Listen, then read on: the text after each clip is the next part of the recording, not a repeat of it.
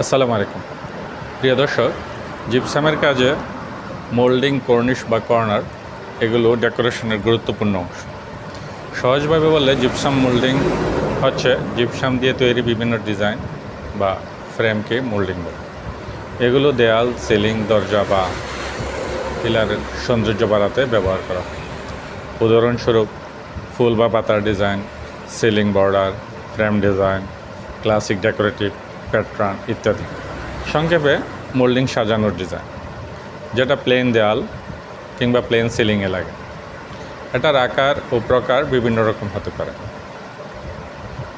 2 centi থেকে শুরু করে 10-12 সেন্টি পর্যন্ত হয়ে থাকে। ইঞ্জিনিয়ার সাহেবগণ চাইলে আরও বড়ও করতে পারে।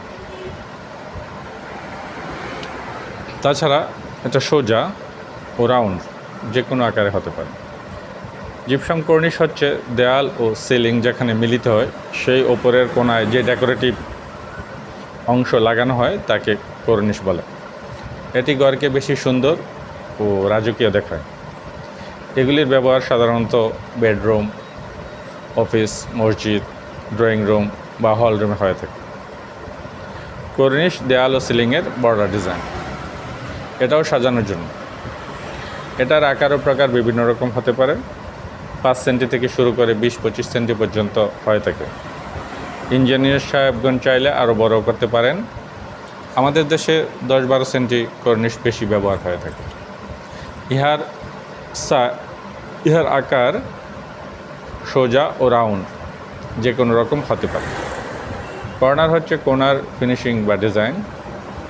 ইহার সাইজ সাধারণত 50-60 সেন্টি হয়ে থাকে। রুমের আকার বড় হলে সামঞ্জস্য রেখে আরও বড় হতে পারে। দর্শক, আমাদের দেশে জিপসামের অনেক প্রতিষ্ঠান আছে যারা আপনাদেরকে চাহিদা অনুযায়ী যে কোনো আকারের বা প্রকারের মোল্ডিং, কর্নিশ ও কর্নার সরবরাহ করতে পারে। অথবা আপনারা চাইলে আপনাদের অফিস, দোকান, রেস্টুরেন্ট, ফ্ল্যাট কিংবা বাড়িতে গিয়ে সেটিং করে আসতে পারবে। একটা কথা আবারও বলি, আপনাদের চাহিদা অনুযায়ী সব লোক বা প্রতিষ্ঠান কিন্তু ডিজাইন দিতে পারবেন। কিছু কিছু ব্যক্তি বা প্রতিষ্ঠান পারবে। যারা পারবে আপনারা তাদেরকে খুঁজে বের করতে। প্রিয় দর্শক, আজকে এই পর্যন্ত।